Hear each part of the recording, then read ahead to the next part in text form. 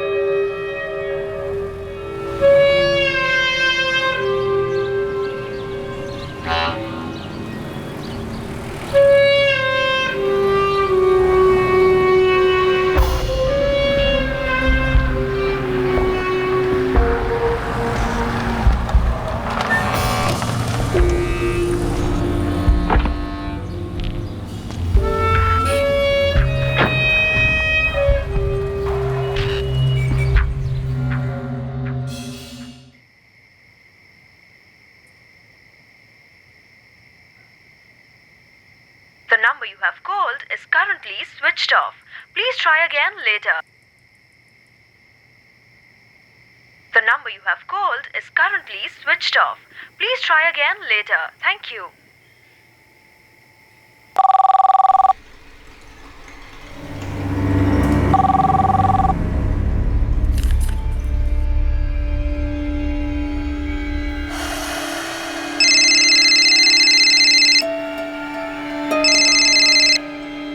नमस्ते लता भाभी। मंगेश, तुम्हारे गिरधर अन्ना कहाँ है? गिरधर अन्ना? वो तो किसी मीटिंग में होंगे भाभी। इतनी देर तक मीटिंग? दरअसल भाभी मुझे मालूम नहीं है। 5:15 बजे गिरधर अन्ना की मीटिंग थी प्रकाश हेगड़े के साथ, पर उन्होंने मुझसे कहा कि मीटिंग कैंसिल कर दो। गिरधर अन्ना, बस याद दिला रहा हूँ, 5:15 बजे प्रकाश हेगड़े सर के साथ मीटिंग है। कैंसिल कर दो मीटिंग को।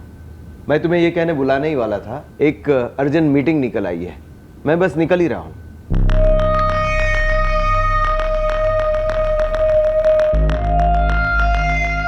बस उसके 5 मिनट बाद 4:35 पर गिरधर अन्ना ऑफिस से निकल गए। फिर मैंने और संजय ने ऑफिस बंद किया और हम भी घर आ गए। किसके साथ में है ये मीटिंग जो अभी तक खत्म नहीं हुई? जी मुझे तो कुछ नहीं बोला गिरधर अन्ना ने। मैं संजय से पूछकर आपको फ़ोन करता हूँ।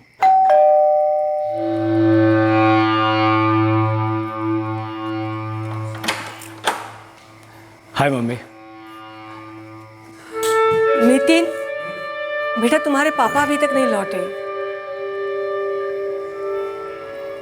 शायद कोई मीटिंग लेट तक चल रही होगी मम्मी। हो सकता है कि कोई बड़ी डील हो रही हो।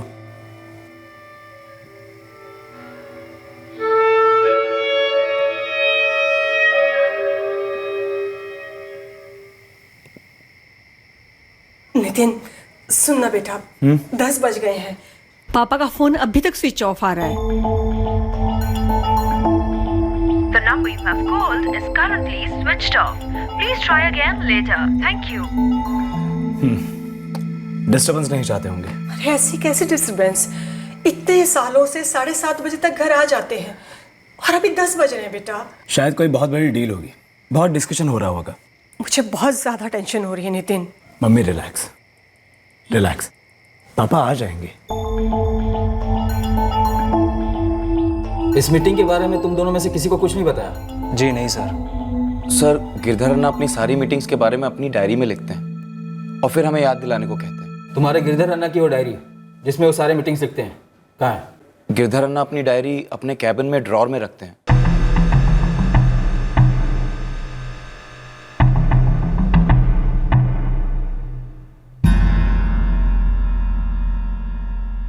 सवा 5 को प्रकाश हेगड़े के साथ मीटिंग कैंसिल करके उनकी जगह आरके फैब्रिकेटर्स लिखा है। कहाँ है इनका ऑफिस? सर मैं तो पहली बार नाम सुन रहा हूँ, आरके फैब्रिकेटर्स। सर, गिरधर अन्ना जब तक हमको खुद नहीं कहते याद दिलाने के लिए, हमें उनकी मीटिंग्स के बारे में कुछ पता नहीं होता। ये आरके फैब्रिकेटर्स सच में कोई कंपनी है या फैब्रिकेशन है? जाली है ना? सर ये सब हमें कैसे पता होगा? हम तो गिरधर अन्ना के नीचे काम करते हैं। 4 साल से उनके साथ सर हैं। सर मेरे पापा ने इन्हें कुछ नहीं बताया होगा, वरना ये झूठ नहीं बोलेंगे। ओके नितिन, तो तुम ही हेल्प कर दो हमारी। कौन है आरके फैब्रिकेटर्स? सर अगर हमें मालूम होता तो आपके पास कंप्लेन लेकर आने से पहले हम खुद जाकर वहाँ देखते। हमने पूरे मंगलुरु सिटी में बाइक एक्सीडेंट के लिए चेक किया है, तुम्हारे पिताजी की बाइक से मैचिंग कोई बाइक नहीं मिली। सारे हॉस्पिटल्स, क्लिनिक सब कुछ चेक हो चुके हैं। सभी पुलिस स्टेशन में बात भी हो चुकी है। अभी तक कोई रिपोर्ट नहीं मिली है। लता जी, घर में कोई टेंशन? ऐसा कुछ भी नहीं है। वो रोज की तरह ऑफिस गए थे और रोज की तरह 7:30 से पहले आ जाना चाहिए था उन्हें। क्या गिरधर कामत जी का हाल ही में किसी से कोई झगड़ा हुआ था या कोई पुरानी दुश्मनी? संजय, मंगेश, किसी क्लाइंट के साथ कोई मसला, किसी पुराने क्लाइंट के साथ कोई मीटिंग हुई हो, पैसों के लेन देन को लेकर कोई टेंशन रहा हो? हमारा छोटा सा ऑफिस है, फर्नीचर सप्लाई का बिजनेस है। 4 साल में आज तक पेमेंट या डिलीवरी को लेकर कोई प्रॉब्लम नहीं हुई है। ठीक है, हम शाम तक इंतजार करेंगे। तब तक गिरधर जी के फ़ोन रिकॉर्ड्स भी आ जाएंगे, उनकी लास्ट लोकेशन भी मालूम पड़ जाएगी। मालूम पड़ेगा कि आखिरी बात उन्होंने किससे की थी।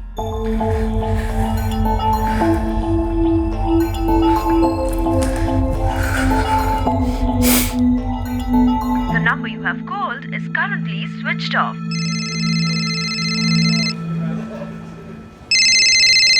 हाँ मम्मी।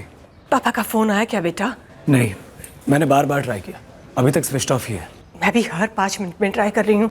मम्मी, पुलिस ने कहा है ना, शाम तक सारे फ़ोन रिकॉर्ड्स आ जाएंगे, उससे पता चल जाएगा कि पापा किससे मिलने गए थे। तब तक वेट करते हैं।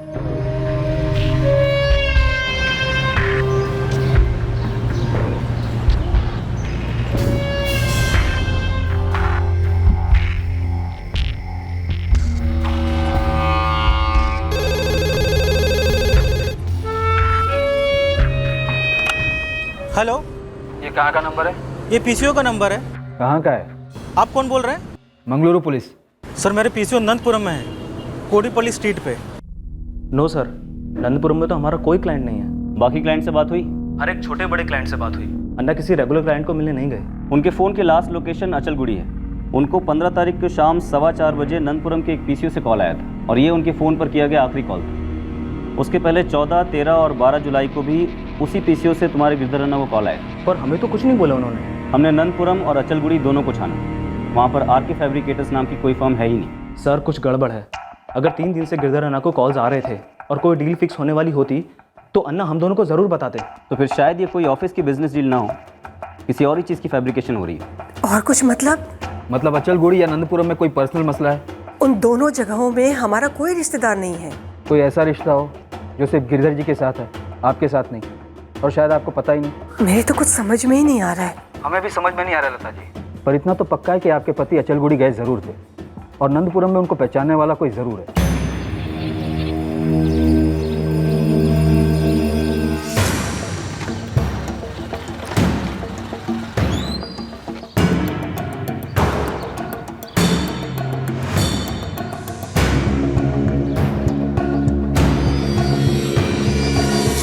साहब, ये बाइक मैं पिछले 2 दिनों से देख रहा हूँ। पहले मुझे लगा कि शायद किसी वर्कर की होगी, लेकिन आज भी इसे कोई लेने नहीं आया, तो मुझे डाउट हुआ, तो मैंने आपको फ़ोन किया। ये बाइक गिरधर कामत नाम के एक आदमी की है जो 15 तारीख से गायब है। कोई आइडिया है कि इस बाइक को यहाँ पर किसने पार्क किया? साहब, ऐसा तो मैंने किसी को पार्किंग करते हुए यहाँ नहीं देखा। गिरधर की बाइक नंदपुरम में एक फैक्ट्री के बाहर पार्क मिली, अचलगुड़ी के 10 किलोमीटर पहले, और अचलगुड़ी में उनका फ़ोन स्विच ऑफ हुआ था 15 जुलाई शाम 6:25 पर।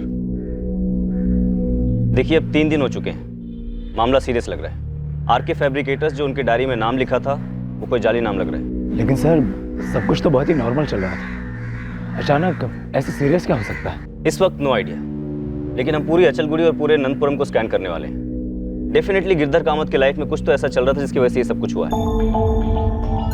देखिए, हम लोग अपना काम कर ही रहे हैं।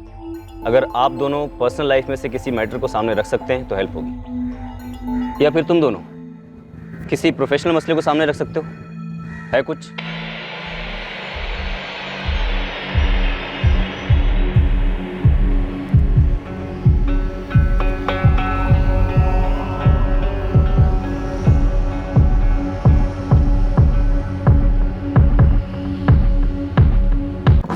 सर, अचलगुड़ी पुलिस ऑन द जॉब है।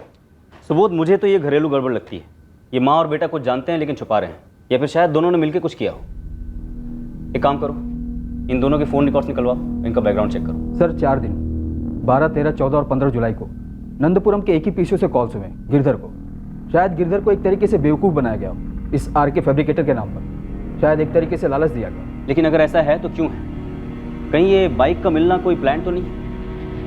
और कहीं हमारे लिए एक इशारा तो नहीं है कि अगले पड़ाव पर हमें कोई डेड बॉडी मिलने वाली है?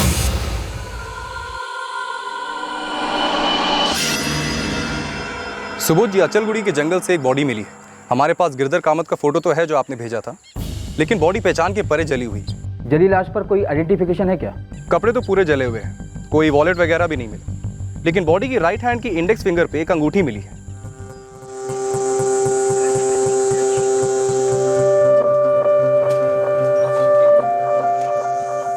हाइट और हुलिया गिरधर कामत जी से मैच तो हो रहे हैं, लेकिन बॉडी पूरी तरह जल चुकी है, शायद पहचाना पॉसिबल ना हो। ये आप कैसे कह सकते हैं कि ये मेरे फादर ही है? हम अभी ऐसा कुछ नहीं कह रहे, लेकिन पॉसिबिलिटी ज़रूर है, क्योंकि ये बॉडी हमें उसी लोकेशन के पास से मिली है जहाँ पर गिरधर कामत जी का फ़ोन स्विच ऑफ हुआ था। ये बॉडी किसी और की भी तो हो सकती है। और ये रिंग?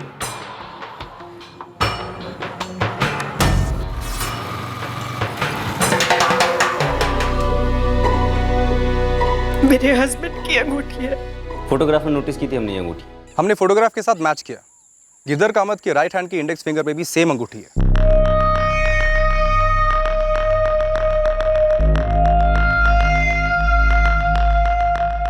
बॉडी इतनी बुरी तरह जल चुकी है कि पहचान के परे है। डीएनए एक्सट्रैक्ट किया जा सकता है? हाँ, हम बोन से डीएनए का सैंपल ले सकते हैं। देखिए, डीएनए टेस्टिंग में थोड़ा टाइम ज़रूर लगता है, लेकिन करवा लेना बेटर है, ताकि हम 100% श्योर हो जाएं कि बॉडी गिरधर कामत की है। तब तक आप मेरे फादर को ढूंढेंगे नहीं? इन्वेस्टिगेशन नॉन स्टॉप चलेगी नितिन। मतलब आप श्योर नहीं है ये मेरे फादर की बॉडी है? नितिन, हम श्योर तब होते हैं जब हमारे पास ठोस सबूत हो, लेकिन क्या तुम श्योर हो कि ये तुम्हारे फादर की बॉडी है? आपका इशारा क्या है इंस्पेक्टर? सीधा सवाल है, क्या आप दोनों श्योर हैं कि ये बॉडी गिरधर कामत की है, या फिर आपको कोई डाउट है?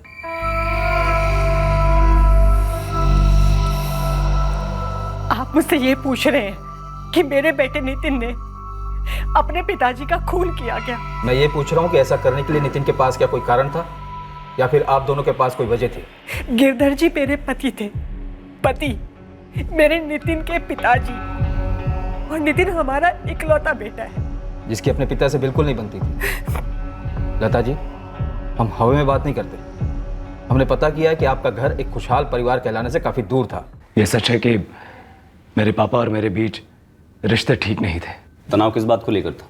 सर, मेरे पापा एक हार्डकोर बिजनेसमैन थे, चाहते थे कि मैं भी उनका बिजनेस ज्वाइन करूं, पर मुझे उनके बिजनेस में बिल्कुल इंटरेस्ट नहीं था। वो हमें पता है। सर, घर में क्या चल रहा था उसके बारे में तो हमें कुछ नहीं मालूम, हम तो सिर्फ नौकरी करते हैं सर। सर, बस इतना जानते हैं कि सालों से नितिन और गिरधर अन्ना की जमती नहीं थी। गिरधर अन्ना चाहते थे कि नितिन उनका बिजनेस टेक ओवर करे, और नितिन को इसमें कोई इंटरेस्ट नहीं था। वो स्कॉलर टाइप है। ये किलर टाइप भी है क्या? क्या सर? मतलब ये कि क्या नितिन अपने पिता गिरधर कामत का मर्डर करवा सकता है या कर सकता है? मेरे और मेरे फादर के बीच विचारों के मतभेद थे सर। जैसे कि मैंने आपको कहा, वो एक मनी माइंडेड हार्डकोर बिजनेसमैन थे। पैसों के आगे उन्हें कुछ नहीं दिखता था, पर मुझे उनके नक्शे कदमों पर चलने में कोई इंटरेस्ट नहीं था। पापा, मैं वहां आकर दिन में 8 घंटे बैठ भी लूं, पर दिल नहीं होगा काम में, दिमाग नहीं लगेगा, किसी का कोई फायदा नहीं होगा। तुझे फायदे से इतनी नफरत क्यों है? फायदे को तू ऐसे हल्के से क्यों लेता है? मेरे धंधे को हमेशा नीचा समझता है ना? ऐसा नहीं है। ऐसा ही है, और नहीं तो क्या। नितिन, मैं तेरी तरह पोस्ट ग्रेजुएट नहीं हूँ, 8वीं पास हूँ, लेकिन इतना याद रख, मेरे धंधे में हुए फायदे की वजह से मैं तेरी सारी मांगे पूरी करते आया हूँ। मैंने कभी मना किया है, पर मैं गदगद होकर आपकी हर बात में हाँ में हाँ तो नहीं मिला सकता ना। ये जो एनजीओ की नौकरी तू कर रहा है ना, उसमें जो महीने में तनख्वाह मिलती है, उतने पैसे तू एक दिन में हमारी कंपनी से कमा सकता है। पापा, पैसों का लालच नहीं है मुझे, मैं जितना कमाता हूँ उतने में खुश हूँ मैं। तो क्या पैसों को कोई बीमारी समझता है, हैं? ये जो तू समाज सेवा केंद्र में काम कर रहा है ना, वो भी हमारे जैसे बिजनेस वालों के डोनेशन पर चलता है। मुझे नहीं समझना आप जो कह रहे हैं, क्योंकि आप मेरी बात भी तो नहीं समझते। कहना, सुनना, समझना सब अपनी जगह होता रहेगा। तू बस इतना कर, ऑफिस आया कर, मेरे साथ काम कर। अरे देखते देखते पूरा सेट हो जाएगा। फिर तेरे पास असली ताकत होगी समाज सेवा करने की, और वो ताकत है पैसा। बिजनेस तगड़ा है, कंपटीशन भी तगड़ा है। तू और मैं मिलके कंपटीशन को साफ कर देंगे। कंपटीशन को साफ क्यों करना है आपको? जियो और जीने दो, इसके बारे में सुना नहीं आपने? मरो या मारो सुना है। मुझे किसी को नहीं मारना पापा, उन दोनों की सोच आपस में नहीं मिलती थी, लेकिन सर इसका मतलब ये नहीं है कि मेरा नितिन इस हद तक जाएगा। तो फिर हद किसने पार कर दी लता जी? वो कौन हो सकता है जो नंदपुरम के पीसीओ से 4-4 बार आपके पति को कॉल किया? वो कौन हो सकता है जिसने आरके फैब्रिकेटर्स के फर्जी नाम से आपके पति को एक बड़े डील की लालच दी, नंदपुरम बुलाया और फिर अचलगुड़ी में जाकर उनका कत्ल कर दिया? सर आप नहीं समझ रहे, गिरधर जी की मौत के बाद हमारी जिंदगी तबाह हो गई है और हम अपनी जिंदगी अपने ही हाथों से क्यों तबाह करेंगे? हम अक्सर एक दूसरे से महीनों तक बात नहीं करते थे। जो भी था सर, पर वो मेरे फादर थे और मैं उनका बेटा। सर मैं अभी अभी उनकी जली हुई लाश देख कर आ रहा हूँ और आप मुझ पर आरोप लगा रहे हैं कि मैंने उन्हें मार डाला। क्योंकि जो कुछ भी हुआ है बहुत ही खुफिया तरीके से रहस्य की धुन में हुआ है। तुम्हारे फादर ने किसी को नहीं बताया उस मीटिंग के बारे में, ऐसा क्यों? तो आप हटाइए ना रहस्य की धुन। पुलिस वाले हैं आप, मैं एक विक्टिम का बेटा हूँ सर। मेरे फादर का मर्डर हुआ है। पर क्या वाकई तुम्हारे फादर का मर्डर हुआ है? जो लाश मिली है क्या वाकई तुम्हारे फादर की है या किसी और की? ये भी आप ही बता सकते हैं ना सर। डीएनए टेस्टिंग मैं तो नहीं करा सकता ना। लेकिन सच तो बोल सकते हो ना। What such sir? कैसा सच? क्या कोई अफेयर था तुम्हारे फादर का? कोई पैरेलल फैमिली शायद नंदपुरम में? आप प्लीज फाइंड आउट कीजिए सर। मुझे बस इतना जानना है कि मेरे फादर का मर्डर क्यों हुआ है और किसने किया है। एक और बात सर, आप एक बार मुझे ये कह रहे हैं कि वो मेरे फादर की लाश है, एक बार मुझसे पूछ रहे हैं कि वो किसी और की है या नहीं। मतलब सबसे ज्यादा कंफ्यूजन ना आप ही लोगों के बीच में। क्या पता सर, वो वाकई में किसी और की लाश हो, मेरे फादर अब भी जिंदा हो सकता है कि वो शायद किसी खतरे में हो। खतरा? कैसा खतरा है तुम्हारे फादर को नितिन, यही बात हमें जाननी है। नंदपुरम में एक फैक्ट्री के बाहर वो अपनी बाइक पार्क करते हैं, वहाँ से 10 किलोमीटर दूर आगे अचलगुड़ी जाते हैं, जहाँ जाकर उनका फ़ोन स्विच ऑफ हो जाता है और हमें अचलगुड़ी की जंगलों में एक जली हुई लाश मिलती है जिसको आइडेंटिफाई नहीं किया जा सकता। लेकिन उस लाश की उंगली में एक अंगूठी छोड़ दी जाती है ताकि उसकी आइडेंटिफिकेशन बड़ी आसानी से की जा सके। नितिन, तुम्हें इस जली हुई लाश में से किसी गहरे शातिर षड्यंत्र की बू नहीं आ रही है? क्या वाकई वो लाश तुम्हारे फादर की है? क्योंकि अंगूठी तो किसी भी लाश को पहनाई जा सकती है।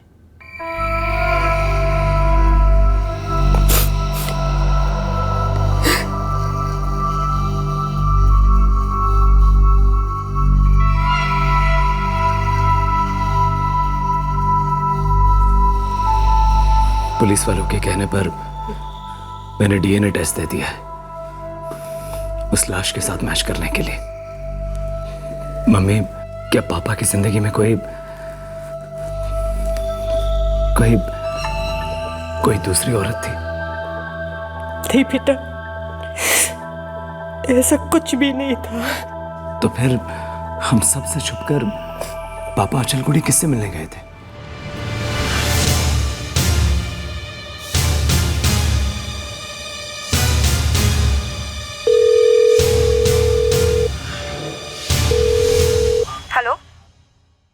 लता कामत और नितिन कामत के फ़ोन रिकॉर्ड्स क्लीन है सर। लेकिन इस बात की कोई गारंटी नहीं कि ये दोनों भी क्लीन है, क्योंकि इस गेम में एक पीसीओ इस्तेमाल हुआ है। अगर ये गेम है तो हो सकता है कि इस गेम का कैप्टन खुद गिरधर कामत है। उसने किसी को मारकर, जलाकर खुद की मौत फेक की।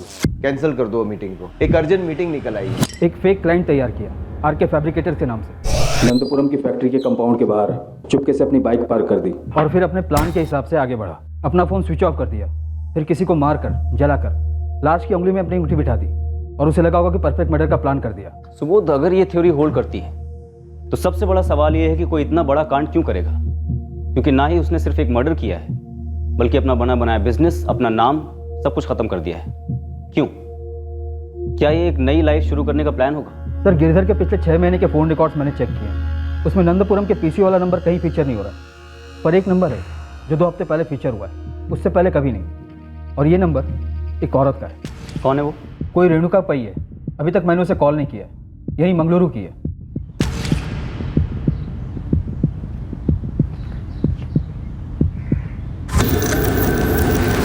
जी रेणुका पई? जी हाँ, मैंने पेपर में पढ़ा था गिरधर जी के बारे में। गिरधर कामत ने 1 जुलाई को आपको फ़ोन किया था? जी हाँ, किया था।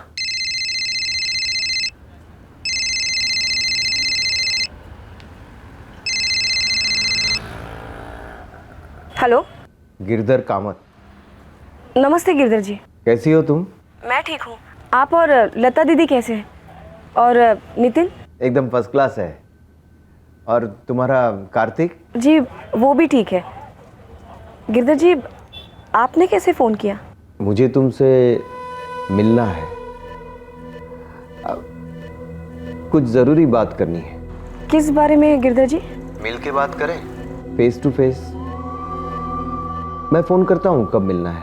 पूरे 3 साल के बाद बात हो रही थी उनसे और अब मिलने की बात कर रहे थे, लेकिन उन्होंने दोबारा कॉल ही नहीं किया, ना मैंने कॉल किया पूछने के लिए। और सच कहूँ तो अब बात करने जैसा कुछ रहा ही नहीं, ना गिरधर जी के साथ, ना उनके फैमिली के साथ। क्या हुआ था 3 साल पहले? कैसे जानते हो आप लोग एक दूसरे को? गिरधर जी की पत्नी लता मेरी ननंद हुआ करती थी। लता दीदी के छोटे भाई वल्लभ रायकर से 3 साल पहले मेरा डिवोर्स हुआ था। तब से मैं अपने बेटे कार्तिक के साथ अपनी ज़िंदगी संभाल रही हूँ।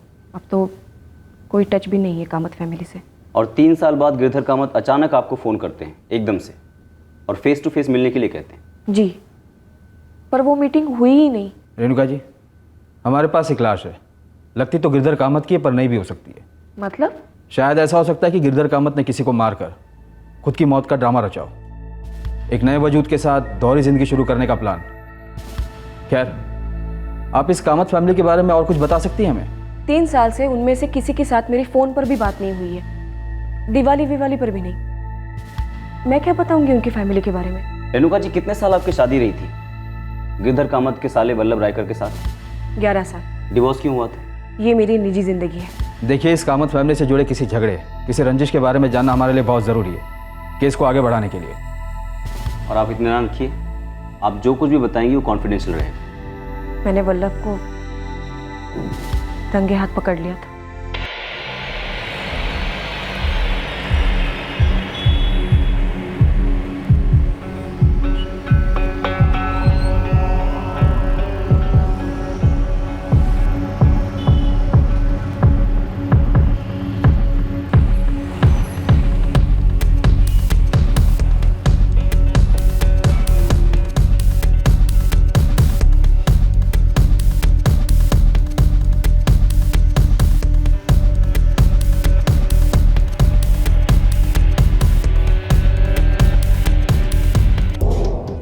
मैंने वल्लभ और नंदिनी के फ़ोन रोमांस को पहले ही पकड़ लिया था। मैंने उसी दिन डायरेक्टली वल्लभ से पूछ लिया और उसने भी सीधा बोल दिया कि बोर हो चुका हूँ तुझसे। मैंने बोला ओके, और नहीं होना। मेरे बेटे कार्तिक के साथ उसी दिन मैं घर से निकल गई। डिवोर्स आसानी से मिल गया। उसने कार्तिक की कस्टडी तो दूर, मिलने की रिक्वेस्ट भी नहीं की।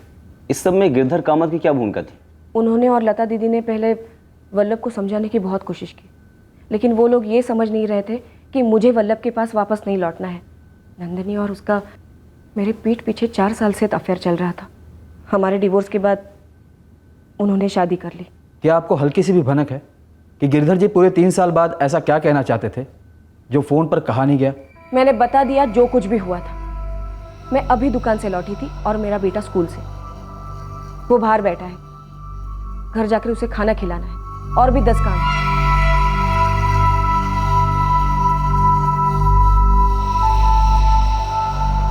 हो सकता है रेणुका पई झूठ बोल रही हो, शायद ये गिरधर रेणुका से मिला हो। शायद, लेकिन उस फैमिली सेटअप के अंदर ही हमारे केस का क्रैक है, ये बात साफ है। इस लता कामत के भाई वल्लभ रायकर को ले आओ। शायद इस जीजा और साले की जोड़ी के बीच में ज़रूर कोई राज है जो हम नहीं जानते। इस वक्त हम सिर्फ इतना जानते हैं कि हमें एक डेड बॉडी मिली है और वो डेड बॉडी गिरधर कामत की हो भी सकती है और नहीं भी।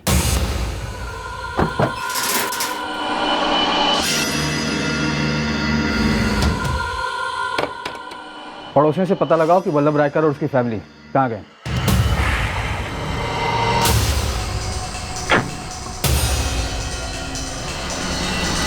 पूरी कॉलोनी छान मारी, सबसे बात की, लेकिन किसी को आइडिया नहीं कि वल्लभ रायकर और उसकी मौजूदा पत्नी नंदिनी कहाँ गए हैं। वहाँ किसी सिक्योरिटी वाले से बात हुई?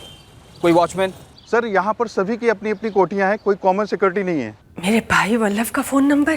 जी, और उनकी पत्नी नंदिनी का भी। और क्या आप बता सकती हैं कि दोनों कहाँ चले गए हैं घर और दुकान बंद करके? और क्या वल्लभ को गिरधर के बारे में मालूम है? नहीं इंस्पेक्टर साहब, मैं कुछ नहीं जानती। करीब 6 महीने से मेरी कोई बात नहीं हुई है, ना ही वल्लभ से और ना ही नंदिनी से। नंबर दीजिए। वल्लभ और नंदिनी दोनों का। 44456981 वल्लभ रायकर और 4440988767 नंदिनी रायकर, इन दोनों के फ़ोन रिकॉर्ड चाहिए मुझे तुरंत। सर ये जो पूरी टीम की लिस्ट दी है आपने, लता कामत, नितिन कामत, नंदिनी रायकर, वल्लभ रायकर और रेणुका पई, सबके सबका रिपोर्ट कार्ड एक दिन में आपके सामने रख दूंगा साहब। 3 साल बाद गिरधर कामत अपने साले वल्लभ रायकर की एक्स वाइफ रेणुका पई को फ़ोन करता है, और यहाँ गिरधर कामत की पत्नी यानी कि लता कामत वो कहती कि उसने अपने भाई वल्लभ से 6 महीने से बात ही नहीं की है। ये बात कुछ खटक नहीं रही है? सर, चंदन खबरी ने शुरुआती रिपोर्ट भेजी थी फील्ड से। वल्लभ और लता दोनों भाई बहन हैं, काफ़ी अमीर खानदान से बिलोंग करते हैं, और इनका बाप खुद एक बहुत बड़ा बिजनेसमैन था। और ये गिरधर, ये गरीब घर से आता था? नहीं सर, ये भी खाते पीते घर से बिलोंग करता है, उसकी भी काफ़ी प्रॉपर्टीज़ वगैरह हैं। पर गिरधर और लता के बेटे नितिन को पैसों में कोई इंटरेस्ट नहीं है, और दूसरी तरफ वल्लभ की एक्स वाइफ रेणुका अपने बेटे कार्तिक को सिंगल हैंडेडली बड़ा कर रही है, मुसीबतों को झेल कर। ये बात भी मुझे खटक रही है।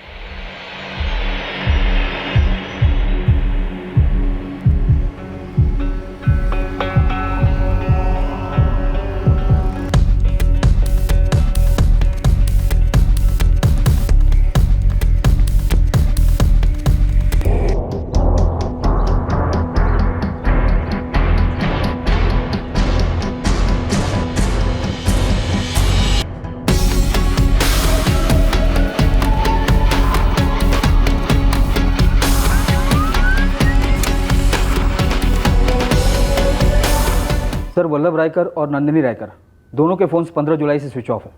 मतलब जिस दिन गिरधर कामत गायब हुआ, तो वो ये इत्तेफाक नहीं हो सकता। वल्लभ का फ़ोन भी अचलगुड़ी में शाम 6:30 पर स्विच ऑफ हुआ था, गिरधर के फ़ोन से 5 मिनट बाद, और नंदिनी रायकर का फ़ोन मित्रनगर में स्विच ऑफ हुआ, जहाँ उनका घर है। सर, अब तो कोई डाउट ही नहीं है कि गिरधर ने जो रेणुका को फ़ोन किया था उसका वल्लभ के गायब होने का और गिरधर के गायब होने से कुछ तगड़ा कनेक्शन है, और वो कनेक्शन हमारे इस केस का क्रैक है सर। शायद।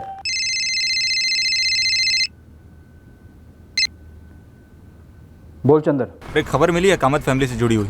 यहाँ नेत्रागिरी सोसाइटी है एक, वहाँ लता कामत का फ्लैट था जो 2 महीने पहले 60 लाख में बिका है।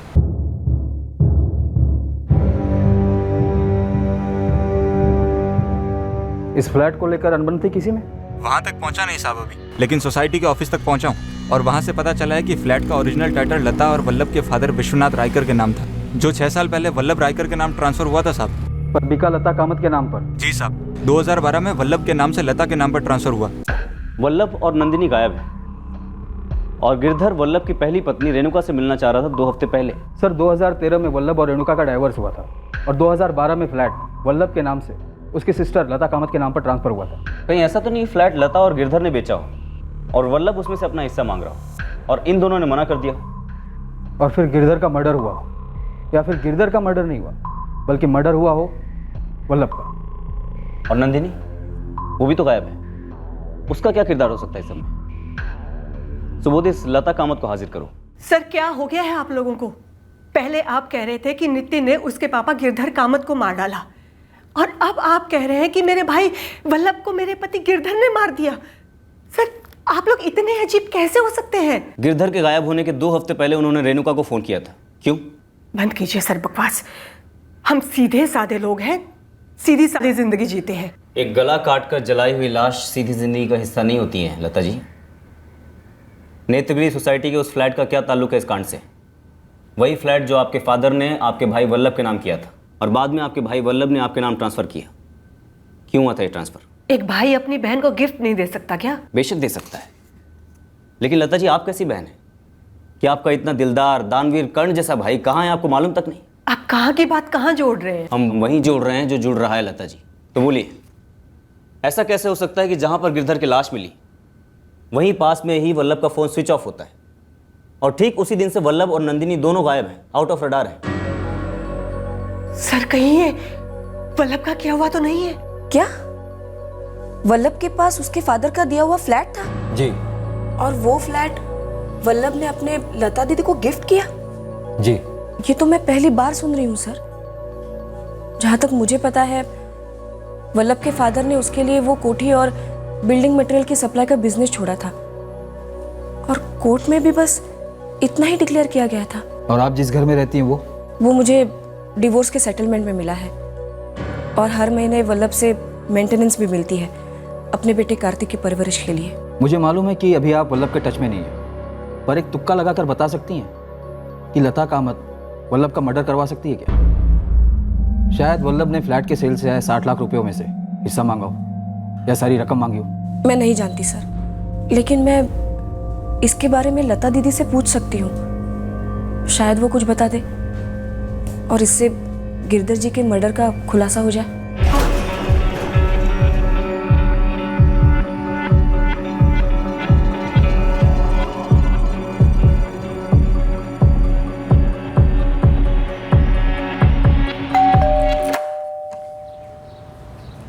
कैसी हो लता दीदी? अंदर आओ ना रेणुका। लालच तो सब में कूट कूट के भरा था सर। वल्लभ मामा कोई एक्सेप्शन नहीं थे। तुमने कहा थे, वल्लभ मामा लालची थे। कहीं ऐसा तो नहीं कि वल्लभ मारा गया है और वो लाश वल्लभ की है? मुझे नहीं मालूम सर। तो तुमने थे क्यों कहा? कोई तो जानकारी है जो तुम छुपा रहे हो। सर अगर वो जिंदा है तो लालची है, वरना थे। सर ये सब के सब सेम है। मेरे पापा भी महालालची और मेरी मम्मी भी। और तुम दूध के धुले हुए समाज सेवक, सादा जीवन उच्च विचार है ना? नितिन कामत, क्या तुमने अपने पिता गिरधर कामत की जान ली है या फिर तुमने अपने मामा वल्लभ रायकर को मार डाला है? आप कोई मजाक कर रहे हैं क्या? आप मुझसे सवाल पूछते हैं, मैं आपको ईमानदारी से जवाब देता हूं, फिर आप तुरंत मुझ पर जम करते हैं और मुझे खूनी बताते हैं। देखिए मैं आखिरी बार कह रहा हूं, मैंने किसी को नहीं मारा है। तो किसने मारा है? अगर वो लाश मेरे पापा की है तो उन्हें लालच ने मारा है, और अगर वो लाश मेरे वल्लभ मामा की है तो उनके कातिल का नाम भी लालच ही है।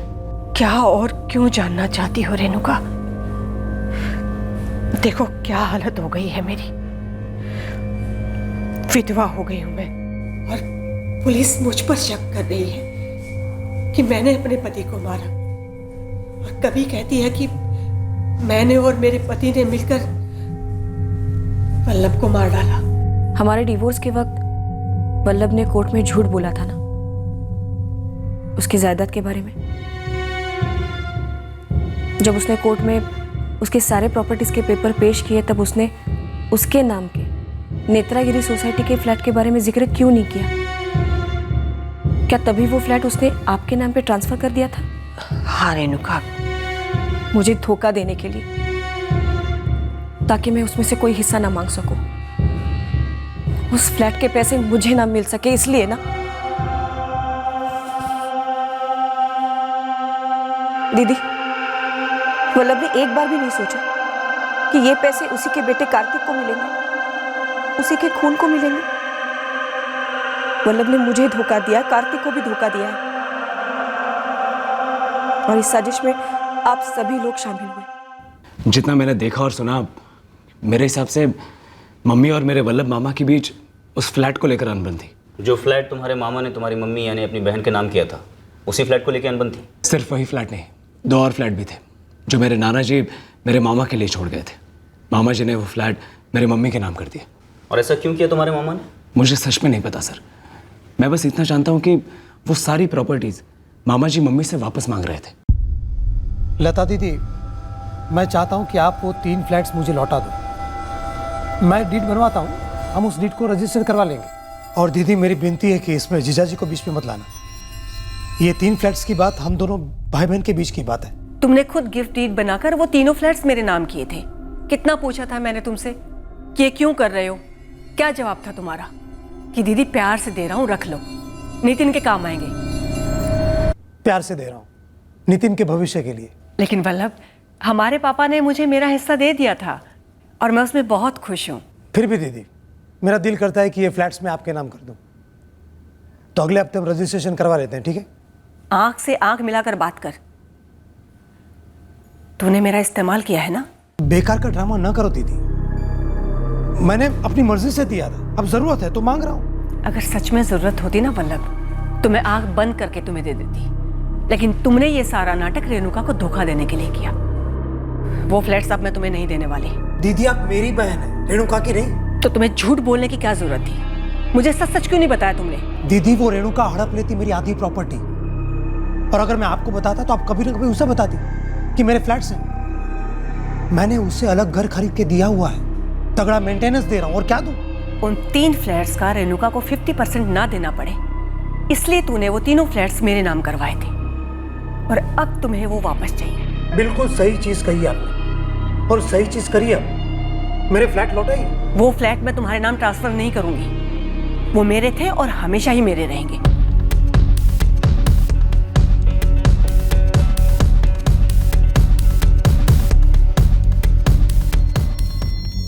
लता का फ्लैट वो तो बेच दिया। वो फ्लैट मेरा था जीजा जी, इसलिए वो पैसे भी मेरे हैं। तुम्हारा उन पैसों पर कोई हक नहीं है वल्लभ। मैं कभी सोच भी नहीं सकता था कि तुम दोनों लालच में इतना डूब जाओगे। इन फ्लैट्स का आधा पैसा रेणुका का बनता है, लेकिन तू लालच में इतना डूबा हुआ था कि अब तेरे लेने के देने पड़ गए। ये गलत है, बहुत गलत। मैं कोर्ट जाऊंगा। नंगा होगा वहां पर। ये जो उंगली हमारी तरफ उठा रहा है ना तू वल्लभ, याद रख बाकी की सारी उंगलियां तेरी तरफ है। और वल्लभ ये बात भी याद रखो, तुमने कोर्ट में झूठे पेपर सबमिट किए हैं और तुमने अपनी प्रॉपर्टी होल्डिंग कम दिखाई है। और अगर मैं रेणुका को यह बात बता दूं कि तुमने वो तीनों फ्लैट्स मेरे नाम इसलिए करवाए थे ताकि डाइवोर्स सेटलमेंट के टाइम पर तुम 50% उसे ना दे सको, बोल दूं से सच? इतनी हिम्मत नहीं है तुम दोनों में। रेणुका के हक की बड़ी बातें करते हो, दरअसल तुम दोनों की लालच बहुत बड़ी है। तो तू भी हक वक का यहां बकवास मत झाड़। कानूनी तौर पर अब ये सारे फ्लैट्स लता के नाम पर।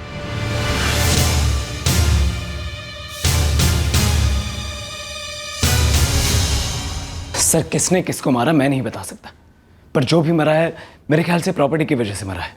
नितिन, तुम्हारी माँ को मालूम था कि आरके फैब्रिकेटर्स एक जाली कंपनी है। उन्हें मालूम था कि जो लाश मिली थी वो उनके भाई की थी। सर मुझे नहीं मालूम, मेरी माँ को क्या मालूम था। लेकिन तुम्हें यह बात मालूम थी कि वो लाश तुम्हारे फादर की नहीं है। नहीं, ये सच नहीं है। मैं अनश्योर था, अब भी हूँ। क्यों क्यों अनश्योर थे? क्योंकि आप अनश्योर थे सर।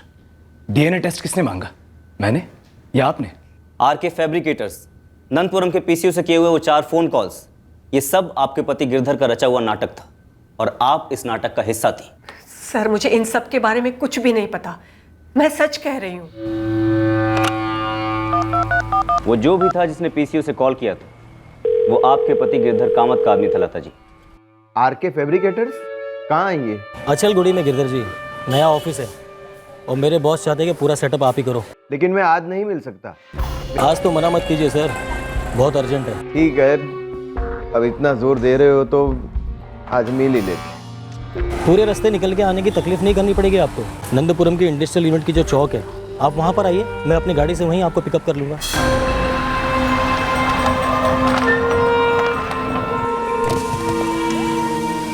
आइए गिरधर जी, बैठिए। आपके पति गिरधर कहाँ है लता जी? कहाँ छुपे हैं वो? और जो लाश मिली है वो आपके भाई वल्लभ की है ना? सर मुझे सच में कुछ नहीं मालूम। सब कुछ पता है लता जी आपको। ये सारा खेल आपके भाई वल्लभ की उन 3 पुश्तैनी प्रॉपर्टीज को लेकर हुआ, जिसका आधा हिस्सा वल्लभ अपनी पत्नी रेणुका को तलाक में बतौर सेटलमेंट के शेयर के तौर पर नहीं देना चाहता था। इसलिए उसने ये तीनों प्रॉपर्टीज आपको गिफ्ट कर दी। लेकिन तलाक हो जाने के बावजूद भी आप उसे ये प्रॉपर्टीज लौटा नहीं रही थी। सर मैं नहीं जानती कि मेरे पति इस वक्त कहाँ है, और मुझे यह भी नहीं पता कि वो लाश मेरे भाई वल्लभ की है या नहीं। बस मैं इतना जानती हूँ कि मेरे पति कभी भी किसी को मारने की साजिश नहीं रच सकते। नंदिनी कहाँ है? वो क्यों गायब है? इस खेल में उसका क्या किरदार है, या फिर उसे ही मार डाला गया है? सर मुझे कुछ नहीं पता, मैं सच कह रही हूँ। किसी की हत्या हुई थी और इस दगाबाजी और लालच के कांड के मुख्य खिलाड़ी सख्त पूछताछ के बाद भी टस से मस नहीं हो रहे थे। हम डीएनए रिपोर्ट का इंतजार कर रहे थे ताकि ये स्पष्ट हो जाता कि विक्टिम कौन था और कौन था मुजरिम जिसका पीछा हमें करना था। पर यह बात डीएनए रिपोर्ट आने के पहले ही साफ हो गई। साहब बेलगाम से बोल रहा हूँ, आपको आपके केस का मास्टरमाइंड दे रहा हूँ। कौन है? गिरधर कामत? नहीं साहब, वल्लभ रायकर, उसका साला, यानी कि उसकी दूसरी बीवी नंदिनी का भाई जो है आदिनाथ शिनॉय, एक हिस्ट्री शीटर है। बेंगलुरु में उसकी फाइल मिलेगी आपको। ये तीनों साथ हैं वहाँ, वल्लभ, नंदिनी और आदिनाथ? हाँ साहब। सर वल्लभ रायकर का साला आदिनाथ वल्लभ के बिल्डिंग मटेरियल सप्लाई के बिजनेस में रिकवरी का काम करता है। उसके थ्रू ये वल्लभ आदिनाथ की बहन नंदिनी को मिला और फिर उनका अफेयर शुरू हुआ। बेलगाम पुलिस पहुंची स्पॉट पर? बस 2 मिनट में पहुंच रही।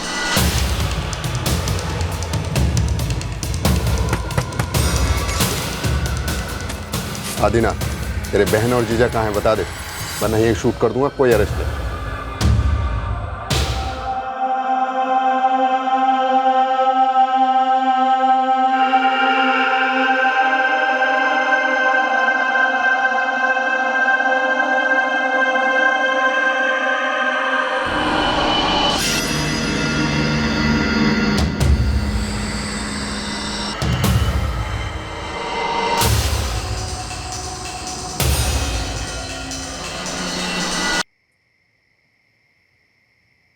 वल्लभ, तुम्हारी सबसे बड़ी गलती ये थी कि तुमने लता दीदी को ये सच सच नहीं बताया कि तुम अपनी प्रॉपर्टी उनके नाम पे ट्रांसफर क्यों कर रहे हो। अरे तुम उनको ईमानदारी से बताते, वो मान जाती, समझती तुम्हारी प्रॉब्लम। समझती, वो और गिरधर फिर भी हड़प ही जाते मेरी प्रॉपर्टी। रत्ती भर का भी फर्क नहीं पड़ता दीदी को। मेरी बहन है ना, वो भी बड़ी, तो उसका लालच भी मुझसे बड़ा ही होना था। एक फ्लैट बेचा है अभी, बाकी 2 भी बेचेगा गिरधर। पक्का बर्बाद हो गए जिया जी आप। वो दोनों चीटिंग कर रहे हैं मेरे साथ। कर चुके हैं, छोड़ूंगा नहीं उन्हें। कानून के दरवाजे तो आपके लिए बंद हो चुके हैं जीजा जी, और अगर कोर्ट गए तो भांडा फूटेगा, और ऊपर से वो रेणुका, वो भी फुदकेगी।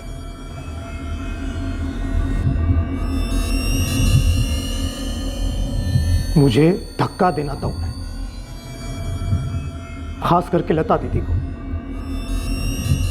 कि किसी और के हक की प्रॉपर्टी हड़प कर वो मजे तो नहीं ले सकते। और कितनी देर लगेगी? अचलगुड़ी तो पहुंच गए ना। बस गिरधर जी 5 मिनट और।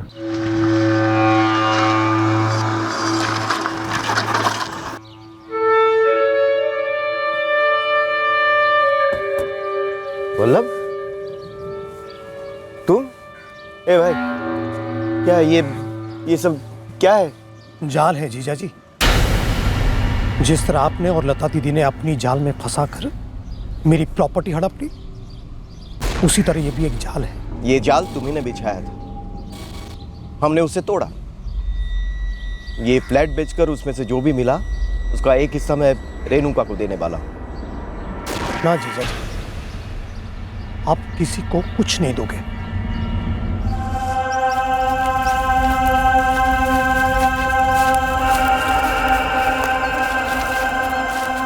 बेचे हुए फ्लैट के सारे पैसे और बाकी के दोनों फ्लैट सब लता दीदी के नाम है। अब देखता हूं कैसे मजे लेती है वो मेरे पैसों से।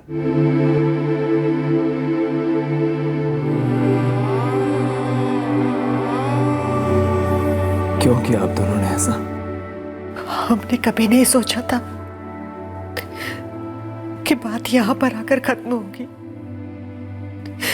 कभी सपने में भी नहीं सोचा था कि वल्लभ तुम्हारे पापा को मार डालेगा।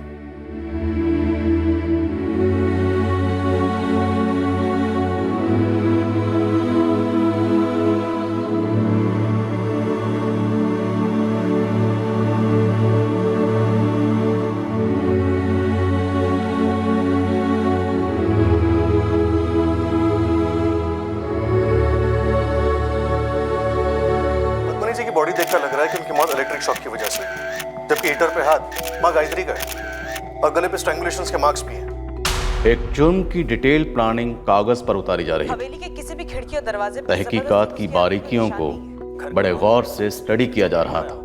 जुर्म करने के बाद ना पकड़े जाने की ABCD का एनालिसिस हो रहा था। मर्डर्स को 48 आवर्स से थोड़ा ऊपर हो चुका है। मतलब पोस्टमार्टम में क्या पता चलता है, क्या पता नहीं चलता, इन सारी संभावनाओं को मद्देनजर रखते हुए एक परफेक्ट क्राइम का फॉर्मूला तैयार किया। ये वही केस था जिससे हम निपट रहे थे। ये उन केसेस में से एक था जो हमारे हाथ में आते ही एक चुनौती साबित हुई। हम एक ऐसे चक्रव्यूह में फंस गए थे कि इस केस फाइल को क्लोज करना नामुमकिन सा लग रहा था। साहब, मैं रोज़ सुबह की तरह नदी आया था, लाश देख के सर घबरा गया, वो बस्ती भागा, इन सब को इकट्ठा कर लिया साहब। तुमने जब पहली बार बॉडी को देखा तो बॉडी इसी तरह पड़ी हुई थी? नहीं साहब, पीट के बल थी, हमने उलट दी। देखकर उल्टी आ गई थी सर। जेब में से 3 चीजें मिली, चाबी, वॉलेट और ये डायरी। डायरी दिखा।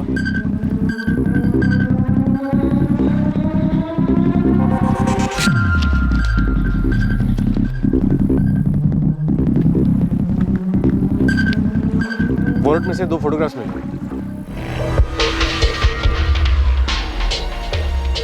और डायरी में 3 नाम, वीरेंद्र चौबे, राकेश यादव और फिरोज शेख।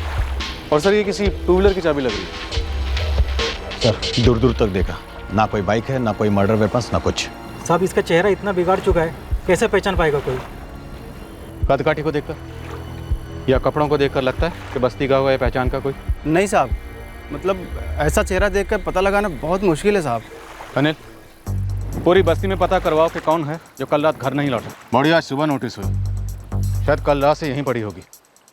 हो सकता है कल रात कत्ल हुआ, इसलिए मिसिंग कंप्लेंट फाइल होने में तो अभी वक्त लगेगा। फिलहाल हमारे हाथ में जो भी है उससे अपनी तफ्तीश आगे बढ़ाते हैं। वैसे काफ़ी सुराग है हमारे हाथ में अपनी तफ्तीश को आगे बढ़ाने के लिए।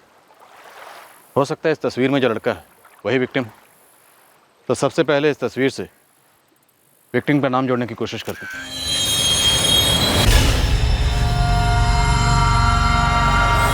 कत्ल कल यानी 16 जून की रात को हुआ होगा। हम लाश की डिटेल्स और तस्वीरें आपको भेज रहे हैं।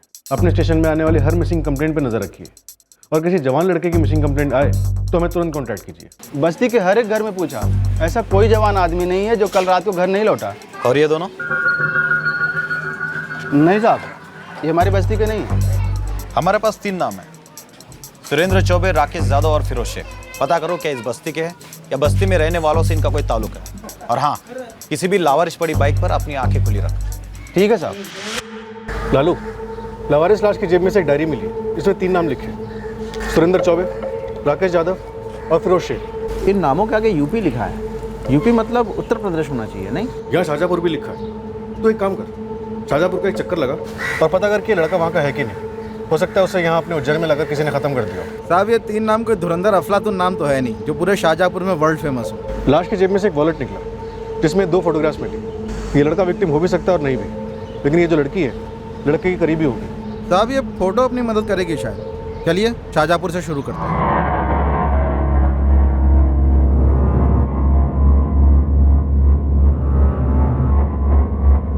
टॉर्चर हो सकता है। एक और डिटेल है जो ज्यादा भयंकर है। क्या डॉक्टर? इस आदमी का प्राइवेट पार्ट काट दिया गया है।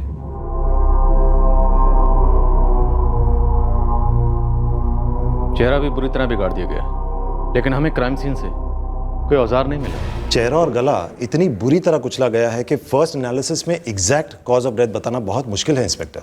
मौत का वक्त? कल 16 जून की रात 9 और 10 बजे के बीच में रात को मर्डर हुआ है। उम्र? लगभग 25 और 27 के बीच। कत्ल 16 की रात को हुआ है। लोकेशन रामनगर बस्ती उज्जैन में। किसी भी पुलिस थाने में मैच मिसिंग कंप्लेंट दर्ज हुई हो 16 जून को या 17 जून को तुरंत रामनगर पुलिस स्टेशन से संपर्क करें। नहीं साहब, मैंने इनको पहले कहीं नहीं देखा। अपनी पर्चियों की बुक छान ले।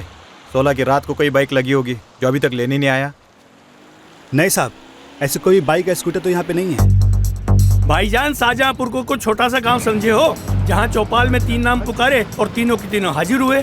और वैसे भी हम अपनी डायरी में सिर्फ उन्हीं लोगों के नाम लिखते हैं जिनके हमारी तरफ पैसे बनते हैं। तो मुश्ताक चाचा, आप ये समझ लो, ये जो बंदा मरा है ना, उसके पैसे निकलते थे इन तीनों के, राकेश यादव, सुरेंद्र चौबे और फिरोज शेख। सिर्फ नाम से कोई काम हो सकता है? मोबाइल नंबर है तुम्हारे पास इनका कोई? अरे चाचा, अब ये डायरी हमने थोड़ी ना लिखी है। खैर छोड़ो, अब ये बताओ, इन दोनों को कहीं देखा है? ना। पक्का? हमारे साथ रह के वक्त जाया ना करो। अगली गली में जिला दफ्तर है, वहाँ इनका चिट्ठा मिल जाएगा। अरे माई बाप, हम तो सिर्फ जड़ी बूटी देते हैं बीमारी के लिए। दमा हो, पुरानी खांसी हो, सब ठीक हो जाता है। ऊपर वाले की रहमत से 2 अच्छी बातें भी कह देते हैं। बाबा कुरैशी, तुम मशहूर हो अपनी झाड़ फूंक के लिए, ये तुम्हारी 2 अच्छी बातें? मालिक, हमारा सब कुछ जुबानी होता है। ये उंगली काटना, आदमियों की लिंग विंग काटना, नहीं जी ना, तौबा, ऐसी विधि हम नहीं करते। पर ऐसी विधि हुई तो है। अब तुम मुझे बताओ कि किसका काम है? कौन है तुम्हारा वो बिरादर जिसने कांड किया है? शिव शिव शिव शिव, ऐसी विकृति के बारे में हमसे पूछ रहे हैं? हम तो प्याज लहसुन तक नहीं खाते। हम आप पर कोई आरोप नहीं लगा रहे, बस इतना बताइए कि ये जो नर बलि की विधि होती है ये कौन लोग करते हैं? जिस गांव की तरफ कभी जाना ही ना हो तो उसका नाम जानकर हम क्या करेंगे? जगन, 5 थानों की सभी लावारिस 2 व्हीलर्स लाइनअप की। लेकिन ये चाबी किसी की नहीं थी। कल पूरा दिन पूरी रात पेट्रोलिंग गाड़ी ने सारा उज्जैन छान मारा, लेकिन कहीं पर भी लावारिस बाइक नहीं मिली। बस ये चाबी लेके घूम रहे हैं। जितने भी टू व्हीलर मैकेनिक हैं सबको टटोल। हो सकता है कातिल ने सेकेंड हैंड बेच दिया। अब बाइक की चाबी है तो बाइक भी होगी।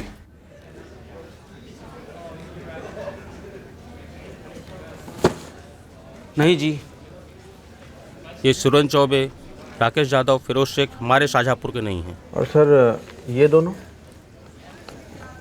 नहीं जी, इनको पहले कभी नहीं देखा। अच्छा, वो डायरी में यूपी लिखा हुआ था ना तीनों के नाम के सामने? जी। यहाँ हाईवे पर कंस्ट्रक्शन का काम चल रहा है जिसमें आधे से ज़्यादा मजदूर यूपी के हैं। अब उनका रिकॉर्ड जिला परिषद के ऑफिस में तो होने से रहा। एक काम करो, वहाँ जाकर उनके नंबरदार से मिलो, शायद कुछ पता चल जाए। सर 6 बाबा फकीरों से बात हुई। ये उंगली और लिंक काटने की विधि के बारे में कोई कुछ नहीं बता पाया। कह रहे थे आजकल ये नरबली वगैरह की विधि बंदी हो चुकी है। शायद ये नरबली है ही नहीं, हो सकता है कत्ल इस लड़की की वजह से हुआ। लाश का चेहरा पूरी तरह बिगाड़ दिया गया है। हो सकता है हमारा विक्टिम यही लड़का हो। भाई ये लड़का लड़की है कौन? इनके बारे में हमारे पास कोई लीड नहीं है। और ना ही उन 3 नामों के बारे में जो उस डायरी में लिखे हुए थे। लड़का शायद ये माला पहनता था। कहीं जात पात का मामला तो नहीं? लड़का हिंदू और लड़की मुसलमान, या फिर दोनों हिंदू और फॉरवर्ड बैकवर्ड। हमारी जात की या हमारी कौम की लड़की पर हाथ डालोगे तो उंगलियां काट दी जाएंगी। सर हो सकता है मामला प्यार मोहब्बत से कहीं आगे बढ़ गया हो। शायद वो लड़की प्रेग्नेंट हो गई हो और गुस्से में इस लड़के का लिंक काट दिया गया। MR गारमेंट्स, सूरत। शायद ये लड़का उज्जैन का नहीं बल्कि सूरत का हो। अगर 1 मिनट के लड़की वाला एंगल साइड में रख दें तो शायद ये सूरत से उज्जैन इन तीनों सुरेंद्र, राकेश और फिरोज से पैसे लेने के लिए आया हो। और इन तीनों ने इसके पैसे लौटाने की बजाय इसे नहीं लौटने दिया। पहले इसका कत्ल किया, फिर रामनगर बस्ती में लाकर नदी किनारे फेंक दिया। सर हो सकता है मर्डर कहीं और किया गया हो, क्योंकि क्राइम सीन से कटी हुई उंगलियां, कटा हुआ लिंग या फिर कोई भी औजार कुछ भी नहीं मिला। पर अभिषेक, लिंग और उंगलियां क्यों काटी गई? मोटिव क्या है? चेहरा बिगाड़ना तो स्टैंडर्ड प्रैक्टिस है। और फिर उसकी जेब में ये बाइक की चाबी मिली, लेकिन बाइक नहीं मिली। तो क्या यह बंदा सूरत से उज्जैन बाइक पर आया था? और अगर नहीं तो ये अपने साथ बाइक की चाबी क्यों लेकर आया होगा? सर हो सकता है सूरत से आते वक्त उसकी जेब में बाइक की चाबी रह गई हो। और अगर ये बंदा सूरत का रहने वाला है तो अब तक इसकी मिसिंग कंप्लेंट फाइल हो चुकी होगी। हमें लाश 17 जून की सुबह को मिली। कत्ल 16 की रात को हुआ था। मैं सारी डिटेल्स और लाश की तस्वीरें भेज रहा हूँ, और उन लड़का लड़की की तस्वीरें भी भेज रहा हूँ जो हमें लाश के पास मिले थे। तुरंत भेज दो अभिषेक, हम पूरे सूरत में लुकआउट करते हैं। कत्ल 16 को हुआ था, आज है 18 जून। मिसिंग कंप्लेन तो फाइल हुई होगी अब तक।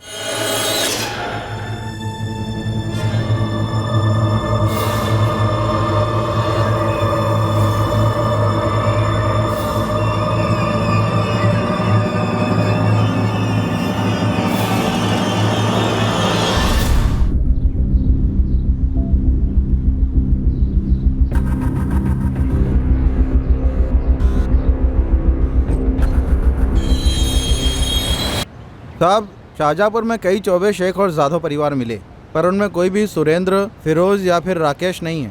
हाईवे पर दिहाड़ी मजदूरों में चेक किया। हो सकता है सूरत से कोई सुपारी मिली हो कि भई बंदा शाहजहाँपुर आने वाला है, इसे ख़त्म कर दो। उन मजदूरों में से भी कोई नहीं था। साहब, अगर कातिल ने उस डायरी में उन 3 नामों के साथ यूपी के अलावा और कुछ भी लिखा होता ना, तो कोई ठोस सुराग निकलता। शर्ट का लेवल ठोस सुराग है तो हो सकता है बंदा सूरत का ही हो साहब।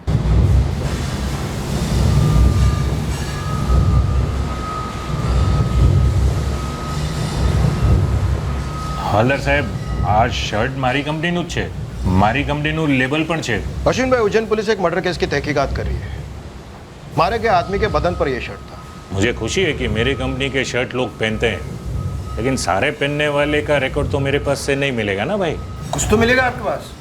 वैसे सूरत और सूरत के बाहर के सारे डीलर्स का टेलीफोन नंबर, नाम, पता मैं आपको दे सकता हूँ। उनमें से कोई उज्जैन भी सप्लाई करता हो। ये बंदा उज्जैन का भी हो सकता है। साहब, ये MR गारमेंट्स के 3 मेन डीलर हैं जो दर्जनों छोटे मोटे रिटेलर्स को शर्ट सप्लाई करते हैं, पर उन सभी के पास में भी कोई कस्टमर्स की डिटेल्स तो है नहीं, और ना ही ये शर्ट कोई स्पेशल आइटम है। અને મિસિંગ કમ્પ્લેન્ટનું શું થયું? 16 जून से लेकर आज 20 तारीख तक के सारे मिसिंग कंप्लेंट्स मंगवाए। 25 और 27 के बीच के उम्र के 2 मिसिंग कंप्लेंट मिले, पण એ બંને પાછા ઘરે આવી ગયા છે। અને આ છોકરા છોકરીનું? हफ्ते 3 टॉप के खबरियों को डिटेल दी थी, पर अभी तक फोन नहीं बजाया मेरा साहब। ये मारा गया आदमी कहीं का भी हो सकता है। जो सूरत किसी काम से आया हो और उसने यहां से शर्ट खरीदी हो। या फिर ऐसा भी हो सकता है कि उसके किसी सूरत के रिश्तेदार ने उसे ये सूरत की शर्ट गिफ्ट की हो। नहीं अभिषेक, ये बंदा सूरत का नहीं लगता है। हम तो शर्ट कंपनी तक भी पहुंच गए हैं, लेकिन हाथ कुछ नहीं लगा। कोई मैचिंग मिसिंग कंप्लेंट भी नहीं मिली है। और वो फोटो वाले लड़का लड़की? कुछ नहीं। डबल श्योर करने के लिए पोस्टमार्टम डॉक्टर से फिर एक बार एज की वेरिफिकेशन करा लो, शायद कोई एरर हो। नहीं, कोई एरर नहीं है। विक्टिम 25 और 27 के बीच का ही होगा। और हमारी सेकेंड एनालिसिस के मुताबिक मौत स्ट्रैंगुलेशन से हुई है, उंगलियों के या लिंग के काटने से नहीं हुई है। गला घोटने से मौत मतलब साफ साफ मर्डर, तो हम नरबली वाले एंगल को रूल आउट कर सकते हैं। पर फिर भी ये उंगलियों और लिंग का काटना प्लेन मर्डर को कैसे एक्सप्लेन करता है? पॉइंट। एनीवे, मैंने डीएनए प्रिजर्व किया है, बाकी सारी डिटेल्स आपके पास हैं।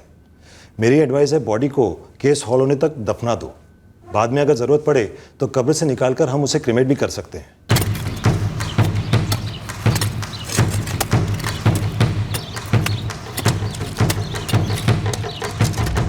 अब सर्च ऑपरेशंस पूरे मध्य प्रदेश स्टेट में एक्सपैंड किए गए। स्टेट के सारे मिसिंग कंप्लेंट खंगाले गए ताकि कोई भी इस डिस्क्रिप्शन का बंदा छूटने न पाए। अभी भी जीरो? अभी भी जीरो सर। लड़का लड़की के फोटोज, बाइक की चाबी सब डेड क्लूज मालूम हो रहे हैं। क्राइम सीन से मोबाइल डंप डेटा भी निकाला। Nothing sir. अभिषेक, मुजरिम ने परफेक्ट टाइम नहीं किया, हम परफेक्ट टाइम होने दे रहे हैं। हम किसी बड़े पैमाने पर कोई चूक कर रहे हैं। कुछ ना कुछ ऐसा है जो हम मिस आउट कर रहे हैं। सर, मिस आउट करने जैसा कोई एंगल ही नहीं बन रहा। ह्यूमन इंटेलिजेंस, सर्वेलेंस सब कुछ आजमाया, शर्ट के लेबल तक को लॉजिकल कंक्लूजन तक फॉलो किया, रिजल्ट जीरो सर।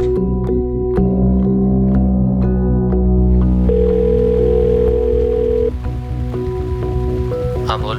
पोस्टर चिपका दिए हैं पुलिस वालों ने, 2 अलग अलग इलाकों में देखा, कल अखबार में भी छपा था। कोई बात नहीं, तो एक काम कर, चुपचाप वापस आ जा, मामला अपने आप ठंडा पड़ जाएगा।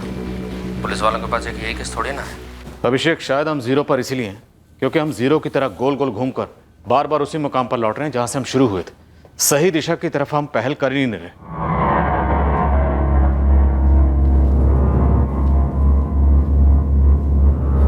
उन सारी चीजों की तरफ एक बार फिर से लौटते हैं जो हमारे लीड्स बने। सबसे टॉप पर था जाहिर सा लीड, पत्थर से चेहरा उछला गया ताकि पहचान हो ही ना पाए। लेकिन शर्ट का लेवल छोड़ दिया गया, गलती से या फिर जानबूझकर, ताकि हम सूरत की तरफ भागें और हमारे हाथ कुछ भी ना लगे।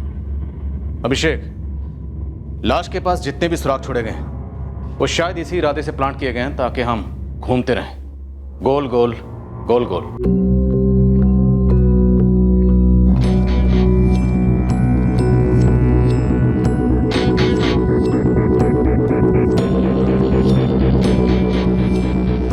सुरेंद्र चौबे, राकेश यादव, फिरोज शेख, यूपी, उत्तर प्रदेश की तरफ इशारा कर दें। और फिर ऊपर लिखा है शाहजहाँपुर। एक्चुअली ये सारे लीड्स शायद हमें गुमराह करने के लिए छोड़े गए ताकि हम गोल गोल घूमते रहें। हमें बॉडी कहाँ मिलती है? यहाँ उज्जैन में, जो कि शाहजहाँपुर के नज़दीक है। तो एक्चुअली ये यूपी वाला लीड मिसलीड है सूरत वाले लीड की तरह। और हाथों की सारी उंगलियों का काटा जाना, मतलब सोची समझी साजिश। एग्जैक्टली। फिंगर्स नहीं तो फिंगरप्रिंट्स नहीं, फिंगरप्रिंट्स नहीं तो आइडेंटिफिकेशन नहीं। सर, फोरेंसिक टीम द्वारा क्राइम सीन से सारे फिंगरप्रिंट्स उठवा रहा हूँ। उन्हें हर मुमकिन सस्पेक्ट और हिस्ट्री शीटर के फिंगरप्रिंट्स के साथ मैच करेंगे हम। ये तुलसी की माला शायद कातिल ने इसलिए छोड़ी होगी ताकि हम सिर्फ हिंदू मेल्स की तलाश करें। लिंग भी शायद इसलिए काटा गया ताकि हम खतना पकड़ना पाए। क्या हमारा विक्टिम मुसलमान है? विक्टिम का खतना हो चुका है इंस्पेक्टर। आप ये पक्का समझ कर चल सकते हैं कि विक्टिम मुसलमान है। मुजरिम ने हमें एक्सपर्टली उन सारी चीज़ों की तरफ धकेला जो हमें विक्टिम की आइडेंटिटी से दूर ले जाए। दरअसल हर लीड जानबूझकर रची गई एक मिसलीड है। मुस्लिम मेल एज 25 to 27, हमें इसे ढूंढना चाहिए सर। यूपी, सूरत, बाइक, चाबी, नरबली, ये सब एक तरफ रखते हैं और इस आदमी की सारी डिटेल्स पूरे एमपी में भेजते हैं।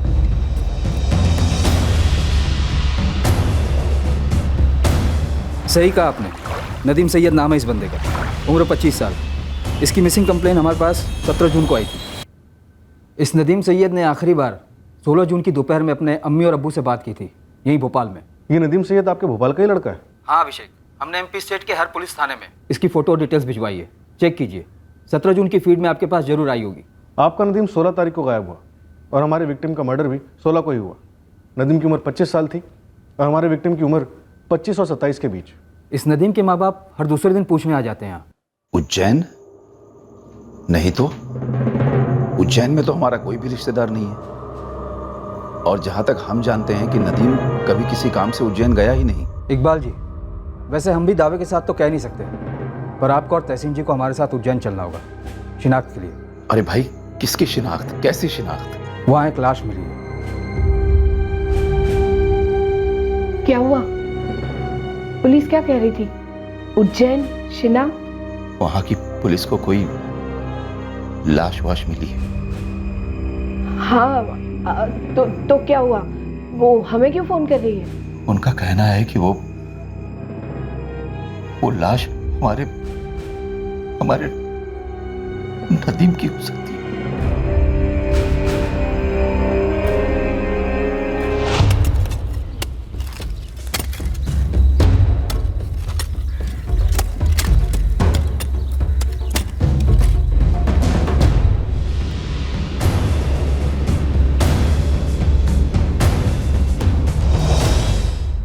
अम्मी, काम से बाहर जा रहा हूँ, आने में थोड़ी देर होगी। जी जनाब, आज सुबह तक हमने उसका इंतजार किया, ये सोचकर कि शायद उसे कहीं दूर भेजा गया हो, और हो सकता है कि उसका फोन भी खराब हो। अब तक वो घर नहीं पहुंचा और ना ही उसका कोई फोन आया है। कल दोपहर से ही नदीम का फोन बंद आ रहा है। आप बोल रहे हैं कि कहीं काम पर भेजा गया हो। क्या काम करता है और भेजने वाला कौन है?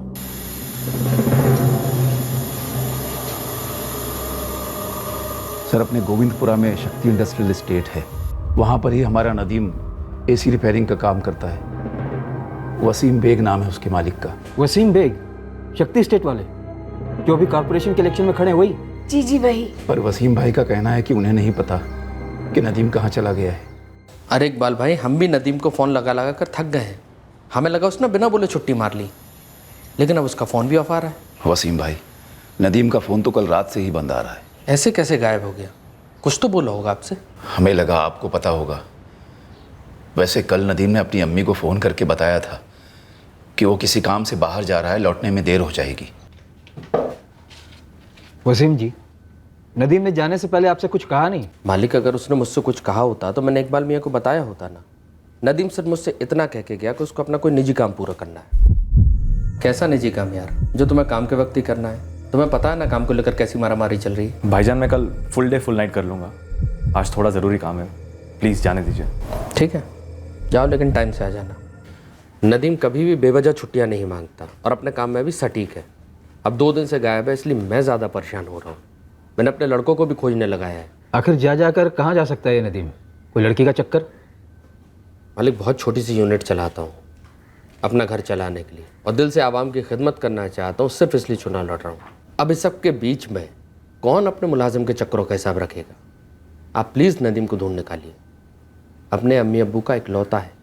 सर, हमारा नदीम हमें बताए बगैर भोपाल से बाहर जा ही नहीं सकता। आप बेकार में ही हमें उज्जैन ले जा रहे हैं। लेकिन ये भी तो सच है कि आपका नदीम 16 जून से गायब है, वो भी बिन बताए।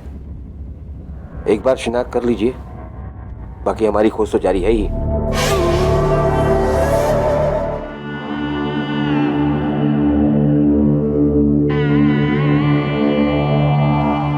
सर, उनके लिए मुश्किल तो था, पर आखिरकार माँ बाप हैं सर। उस हालत में भी उन्होंने आइडेंटिफाई कर लिया ये उन्हीं का बेटा नदीम सैयद था।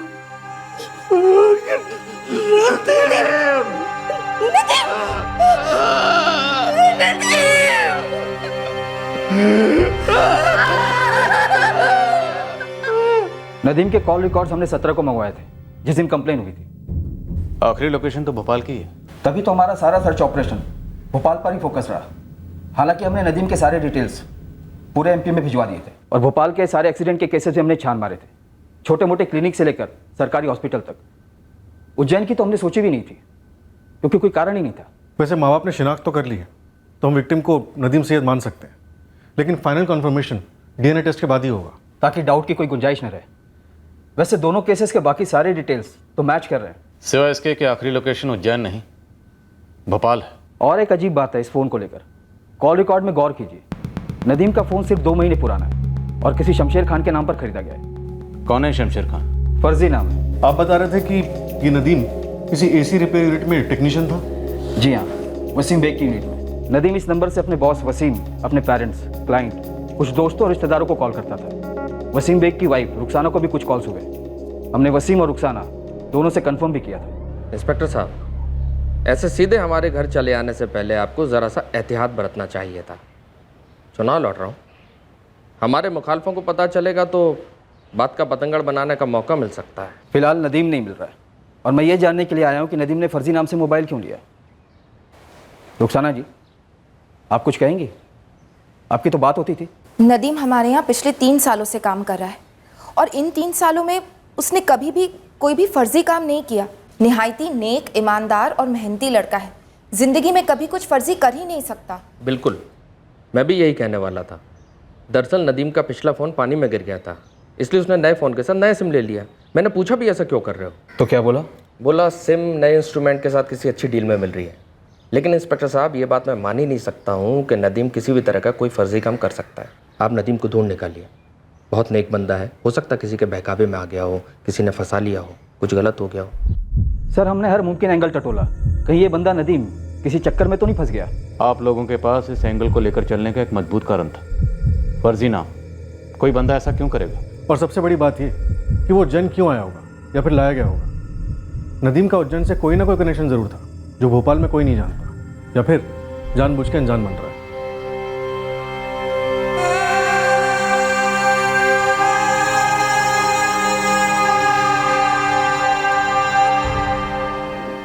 सर जी, आप तो वेरी गुड से भी ऊपर बोलोगे जब मैं आपको ये खबर सुनाऊंगा। मानोगे नहीं कैसा तिकड़म लगाया है। लालू, सीधे सीधे खबर बाहर कर। कितनी बार कहा है तुझसे? सर जी, वो फोटो वाली लड़की मिल गई है, प्रिया नामदेव नाम है। कौन है प्रिया नामदेव? असली लड़की है सर जी, मुझे उसकी 2 व्हीलर की लाइसेंस मिली है। भोपाल की लड़की है। कैसा हो भाई जैसा हो, कैसा हो भाई जैसा हो। सलाम वालेकुम खाला, चुनाव जिताना है हमको। हाँ, और जो टैंकर की झंझट है ना, हमेशा के लिए खत्म। जीतेगा भाई, जीतेगा वसीम भाई, जीतेगा जीतेगा भाई, जीतेगा वसीम भाई, जीतेगा। हमारा नेता कैसा हो, जाना है अपने कीमत से। भाई, आपके दूसरे फ़ोन पे उज्जैन पुलिस का फ़ोन आया। क्या बोल रहे थे? नदीम के बारे में पूछ रहा था। मैंने बोला चुनाव रैली के बीच में। ठीक बोला, रैली के बाद उनको कॉल करता हूँ। सर, अनवर इस प्रिया नामदेव को लेने के लिए भोपाल गया। लड़के की बॉडी पर तुलसी की माला। हम सोच रहे थे कि लड़का हिंदू और लड़की मुस्लिम वाला एंगल, पर अब उल्टा लग रहा है। लेकिन सर, नदीम के पिछले 2 महीने से चल रहे फर्जी नाम वाले नंबर के कॉल रिकॉर्ड्स में कोई भी प्रिया नाम फीचर नहीं हुआ है और प्रिया के मोबाइल में भी सेम है। शायद पहले वाले नंबर से बात हो रही हो, कुछ प्रॉब्लम हुई होगी और नंबर चेंज किया होगा। पर अगर शमशेर के नाम पर पूरी तरह फर्जी सिम लेता तब तो बात समझ में आती। यहाँ नाम फर्जी, बाकी डॉक्यूमेंट फर्जी, पर फोटो असली है नदीम की। माजरा क्या है? प्रिया नामदेव जी, आप नदीम सैयद को जानती हैं? नदीम सैयद कौन है ये? नहीं सर, मैंने इस आदमी को पहले कभी देखा तक नहीं है। और ये बंदा? अब ये कौन है? नदीम के पॉकेट से तुम्हारा और इस बंदे का फोटो एक साथ मिला है। पर सर, ऐसा कैसे हो सकता है? मैं ना तो इस इंसान को जानती हूँ और ना ही इस नदीम सैयद को। क्या काम करती हो? सर, मैं इंग्लिश में MA कर रही हूँ यूनिवर्सिटी से, और मेरी समझ में ये नहीं आ रहा है कि मेरी फ़ोटो किसी अजनबी की जेब तक कैसे पहुँची। इसका जवाब सिर्फ नदीम दे सकता था, पर अब नहीं दे सकेगा क्योंकि उसकी भयंकर हत्या हो चुकी है। Oh my God! तो आपको उसकी जेब से मतलब लाश की जेब से?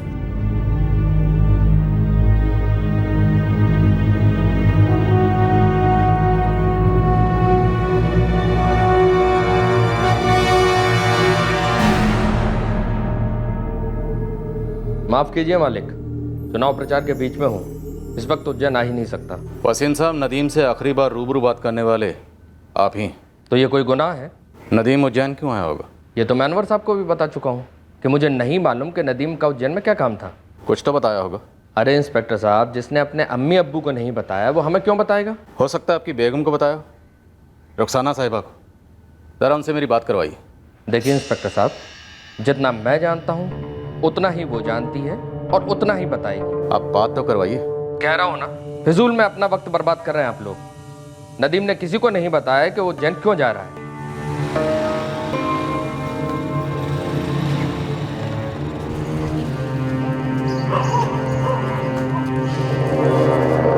सर, नदीम के पिछले नंबर के कॉल रिकॉर्ड्स आ गए।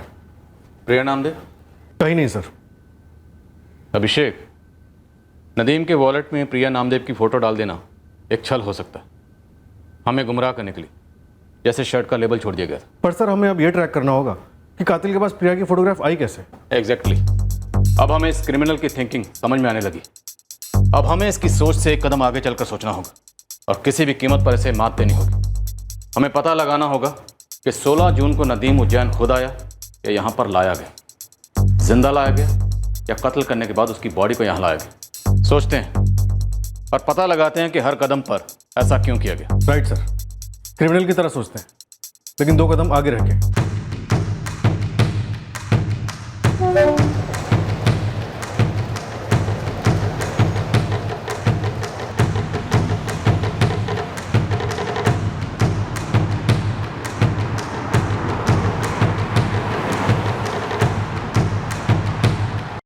सर, ये तो सरासर हैरेसमेंट है।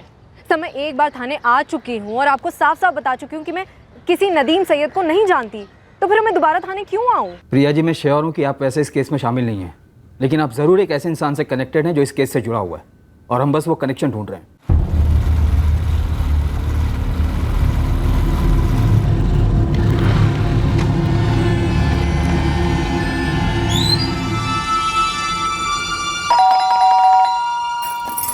अरे आफ्ताब, तुम कौन पड़ा है तुम्हारी जान के पीछे? इतना जल्दी में क्यों? वसीम भाई, वसीम भाई, टेंशन हो गई है। सुलेमान को पुलिस उठा ले गई। सुलेमान तक कैसे पहुंची? अरे नहीं मालूम वसीम भाई, लेकिन अगर सुलेमान ने मुंह खोला ना तो पुलिस को हमारे तक पहुंचने में टाइम नहीं लगेगा। मैं क्या बोलता हूँ, ये इलेक्शन को गोली मारो, यहाँ से भाग जाने का टाइम है। अबे चुप कर। देखो, एक तो सुलेमान कुछ बोलेगा नहीं, लेकिन गलती से भी उसके मुंह से कुछ निकल जाता है तो हम सुलेमान को जानते तक नहीं। अड़े रहना इस बात पे।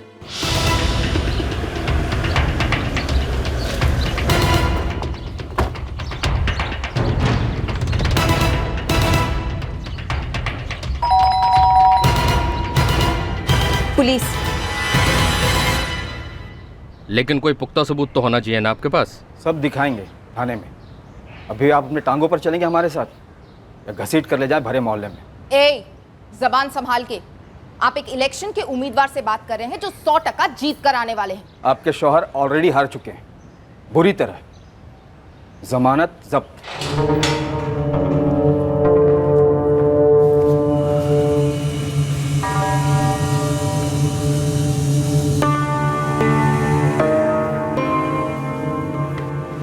पोस्टर चिपका दिए हैं पुलिस वालों ने। तो एक काम कर, चुपचाप वापस आ जा, मामला अपने आप ठंडा पड़ जाएगा। पुलिस वालों के पास एक यही केस थोड़ी ना है। कौन है ये आदमी? हम इसे नहीं जानते। वसीम भाई, खुदा के लिए ऐसा अकेला इनके मुंह में मैं टकेलूं? ये हमारे किसी मुखालिफ की चाल है, हमें फंसाने के लिए। कहीं आप लोगों की तो नहीं? मैं इस आदमी से आज तक मिला भी नहीं कभी। अरे बस करो वसीम भाई, बस करो। साहब, 1 नंबर का झूठा है। इसने मुझसे खुद फोटो मंगवाए, मैंने इसे 2 फोटो दिए। वसीम भाई, ये दोनों कैसे रहेंगे? ये तूने बढ़िया काम किया सुलेमान। नाम क्या है? प्रिया नामदेव। प्रिया के हाल ही में तुमने अपने फोटोग्राफ्स किसी डॉक्यूमेंट के लिए दिए थे? आधार, ड्राइविंग लाइसेंस, पासपोर्ट या फिर सिम कार्ड के लिए? हाँ सर, हाल ही में मैंने अपना ड्राइविंग लाइसेंस बनवाया था। डायरेक्ट आरटीओ से बनवाया था या फिर किसी एजेंट को पकड़ा था? नहीं सर, एजेंट के थ्रू। वहीं आरटीओ के बाहर बैठता है, सुलेमान कादरी नाम है उसका। इस 2 टके के दल्ले ने कहा और आपने मान लिया?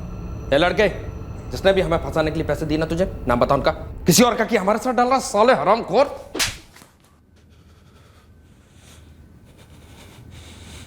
तूने हम पर हाथ उठाया, हम पर, ये जानते हुए कि हम कौन है। हम जान गए हैं कि तू कौन है, इसलिए तुझे ये ऑटोग्राफ दिए। अभी तो महज खाता खोला, अब धीरे धीरे तेरा एक एक पुर्जा खोलें। परफेक्ट प्लानिंग की थी ना तुमने? हम पकड़ने निकले थे आफ्ताब खान को, पर पता चला ये तो पहले से तुम्हारे पास पहुंचा हुआ है। हमारी तो मतलब निकल पड़ी, एक के साथ एक फ्री। आफ्ताब खान, तू बाइक पर था नदीम के साथ, उसे उज्जैन ले जा रहा था। सीसीटीवी फुटेज है हमारे पास।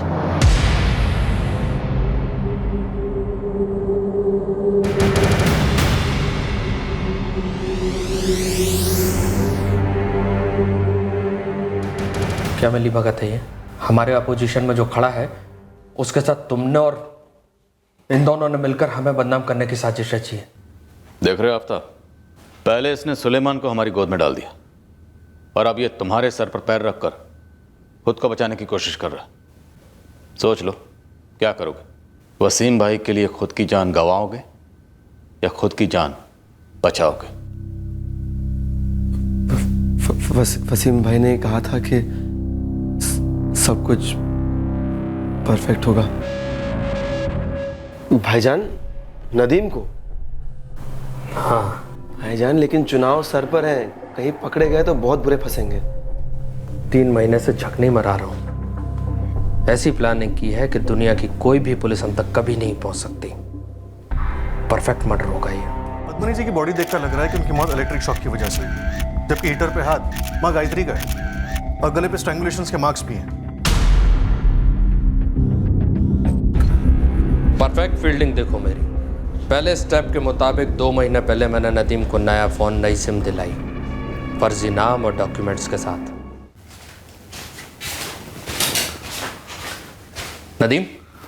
जी भाईजान। तेरा फ़ोन पानी में गिर गया था ना, नया नहीं लिया? भाईजान वो काम में इतना लगा हुआ था कि टाइम ही नहीं मिला, आ जाकर नया ले लूँगा। कोई ज़रूरत नहीं, ले मेरी तरफ से लो नया फ़ोन, नई सिम, नए नंबर के साथ। पुराना नंबर भूल जा। और हाँ, हर महीने जो इसका बिल आएगा ना वो भी हम भरेंगे। भाईजान दोबारा सोच लो, बैठाकर समझाते हैं ना नदीम को। कुत्ते की दुम और नियत कभी सीधी हुई है? बुरा मत मानिएगा, लेकिन एक बार भाभी जान से भी बात करके देख लीजिए। अगर कुत्ते की दुम सीधी नहीं होती तो कुतिया की भी तो नहीं होती ना। कितनी बार समझाया उसे, अली को चैन ही नहीं पड़ता। एक बार नदीम को ठिकाने लगाते हैं, इलेक्शन जीत जाए तो समझ सारी सेटिंग हो गई। उसके बाद इस रुखसाना को तो ऐसे तबीयत से ठिकाने लगाएंगे ना। अगर भोपाल पुलिस ने नदीम के पहले वाले फ़ोन की कॉल लिस्ट से पता लगा लिया होता कि मुलाजिम और मालकिन के बीच में गुफ्तगू हद से ज़्यादा हो रही है तो तेरी परफेक्ट प्लानिंग की बैंड तभी बच गई होती। मेरी बीवी रुखसाना मेरी इज्जत की बैंड बजवाने पे तुल गई थी।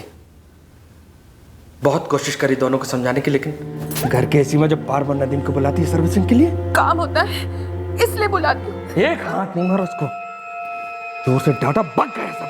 क्या काम होता तुम लोग का दोपहर में? जब मैं बाहर रहता हूँ तो घर में सर्विसिंग कराती है।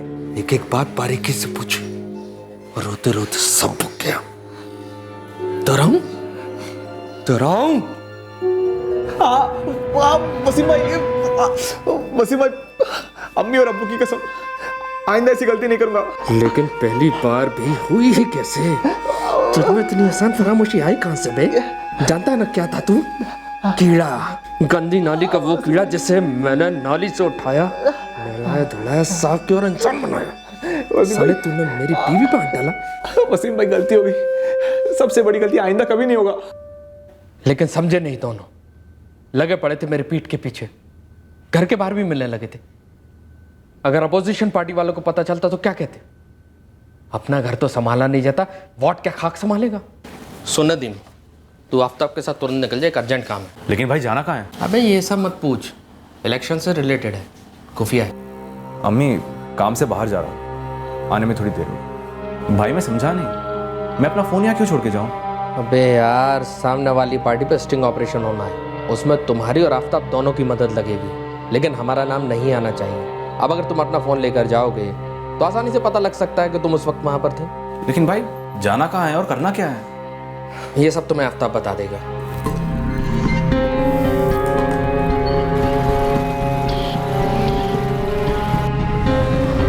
वसीम भाई, नदीम के घर वाले पुलिस के पास जाएंगे जरूर, और फिर बात अब तक आएगी।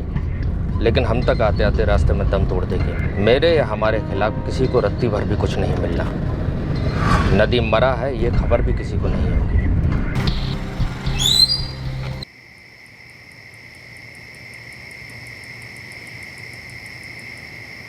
ये कौन सा वीडियो बनने वाला है आफ्ताब? वसीम भाई ने कहा था कि यहाँ और भी लोग होंगे और हमें उनकी मदद करनी होगी, है ना? वो देखो और लोग। वसीम भाई आप यहाँ? बताया नहीं कि आप भी आने वाले हैं? तूने बताया था मुझे। मेरी वार्निंग के बाद भी तू रुखसाना की सर्विसिंग कर रहा? वसीम भाई मैंने रुखसाना भाभी को बोल दिया था कि मेरी तरफ से सब खत्म है। लेकिन तेरी फिर जागोटी बड़ा भाई बोलता है ना मुझे, भाभी लगती है वो तेरे। एक बार बड़ा दिल करके तुझे माफ भी किया, लेकिन साले फिर पीछे से वार किया तूने। क्या से क्या बना दिया एक शरीफ मर्द को। भाईजान मैं कसम खा के बोल रहा हूँ, आपके बोलने के बाद से मैं दूर ही रह रहा था, लेकिन रुखसाना भाभी ने मुझसे नया नंबर लिया और फोन करके बुलाने लगी। ये गलत है सर। मुझे कोई भनक तक नहीं थी कि वसीम ने नदीम को मार डाला है। नदीम और आपका अफेयर था, ये तो भनक थी ना आपको, या ये भी नहीं पता था? 8 महीने पहले एक बार नदीम को मैंने एसी सर्विसिंग के लिए बुलाया था। हाँ, तब मैं बहक गई थी और बस एक ही बार हमारे बीच रजामंदी से जिस्मानी रिश्ता हुआ था, जो उस कमीने ने अपने मोबाइल पर रिकॉर्ड कर लिया था। और उसके बाद जो भी होता ब्लैकमेल की नोक पर होता। नदीम के अभी के फ़ोन से और पहले के फ़ोन से, दोनों फ़ोन रिकॉर्ड से ये साफ जाहिर है कि नदीम ने जितनी बार आपको कॉल किया उससे कहीं ज़्यादा बार आपने नदीम को कॉल किया। अब आप बताएंगे मुझे क्या कहने के लिए फ़ोन करती थी? कि आजा मेरे घर और आकर मुझे ब्लैकमेल कर? आपका झूठ आपके शौहर के सर से खून के धब्बे नहीं मिटा सकता। कातिल है आपका शौहर। भाईजान मैं तो कहता हूँ इसको यही नदी में फेंक देते हैं। हाँ सही रहेगा, डूबेगा तो इसका लाश भी नहीं मिलेगा। ना ना, लाश तो मिलनी चाहिए, बस दुनिया में कोई पहचान ना पाए कि ये लाश नदीम की है। कपड़े उतारो साले के।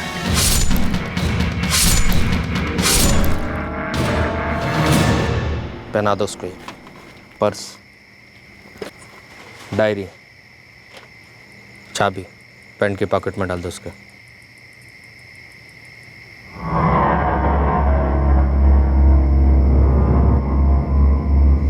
गले में डाल उसके। देखो मालिक, इस बार हमारी जीत पक्का है। आप बस इलेक्शन हो जाने दो, उसके बाद सारा जिम्मा ये लोग अपने ऊपर ले लेंगे और आपका रिटायरमेंट पैकेज हम तैयार करा देंगे। वसीम बेग, रिटायरमेंट तो अब तेरी होगी, और वो भी जेल में। इतना याद रख, उज्जैन आते वक्त जिस टोल नाके की सीसीटीवी फुटेज में हमें आफ्ताब और नदीम दिख रहे हैं ना, उसी फुटेज में तू भी दिख रहा है। साफ साफ टोल देते हो। वो पत्थर, वो कटा हुआ लिंग और वो कटी हुई उंगलियां कहाँ हैं? वो साहब हमने नदी में फेंक दिए।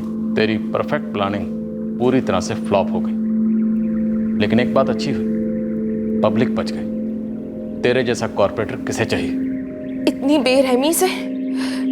इंस्पेक्टर साहब, मुझे बिल्कुल नहीं पता था कि वसीम नदीम को। बिल्कुल झूठ। आप अच्छी तरह से जानती हैं कि आपके शौहर किस किस्म के आदमी, फिर भी आपने नदीम की जान को खतरे में डाला। मोहतरमा, नदीम के कत्ल के लिए आप भी जिम्मेदार हैं। इकबाल जी, तहसीन जी, रुखसाना ने कबूल कर लिया कि उसके और नदीम के बीच जिस्मानी रिश्ते थे, और वसीम, आफ्ताब, सुलेमान ने भी कबूल कर लिया कि उन तीनों ने मिलकर नदीम का कत्ल कर दिया।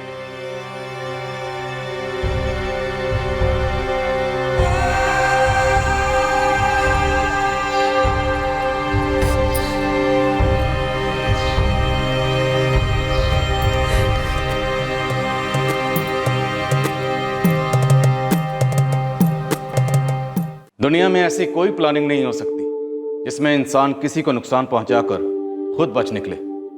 परफेक्ट क्राइम एक नामुमकिन सोच है। जुर्म की प्लानिंग ऑन पेपर भले ही कितनी भी परफेक्ट क्यों ना लगे, पर अंजाम में हर मुजरिम कम से कम एक गलती कर ही जाता है। ये इंसानी फितरत का दस्तूर है जो हर क्रिमिनल सोचता है कि वो पार कर गया, पर ऐसा नहीं होता। परफेक्ट क्राइम कभी हो ही नहीं सकता, क्योंकि परफेक्ट क्राइम सिर्फ एक भ्रम है, एक ख्याल है जिसका वास्तविकता में अस्तित्व नामुमकिन है। जय हिंद। क्राइम पेट्रोल्स के और भी दिलचस्प कहानी देखने के लिए हमारे चैनल को सब्सक्राइब करें और बेल आइकॉन दबाना न भूलें।